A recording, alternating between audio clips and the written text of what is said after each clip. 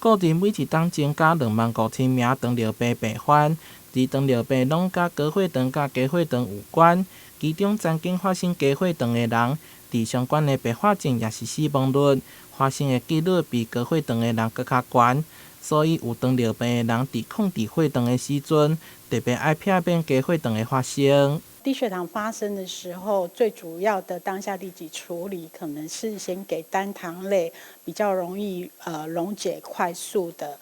比如说饮料啦、方糖啦，这一类的东西，这一类的那种饮料，赶快就是立即做处理。那处理完之后，我们大概就是15分钟去看结果。那如果有回升上来，那我们就可以立刻去吃淀粉类的东西。那如果我们还没有回升上来，我们可以再给第2次的单糖类。好，那如果你给了2次一样都没有办法回升回来70，我们建议立刻要回到急诊做处理。如果伫厝唔知影要安怎控制血糖，奇美病院照护团队会根据病患的状况调整用药，做血糖追踪，并由卫教师甲营养师做相关宣导，同时将对饮食种类甲量进行评估，打造一套血糖控制计划。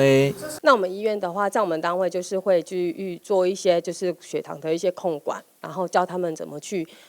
记录食物的部分。那我们也担心他们不好记录，所以我们呢就是有讲一个比较好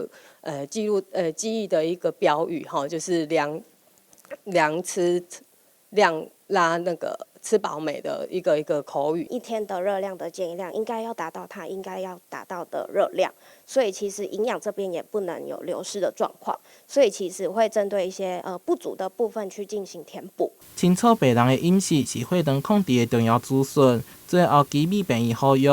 病人也要做好自身的血糖管理，注意身体的变化，才会当有效避免疾病的发生。台南新闻中华采访报道。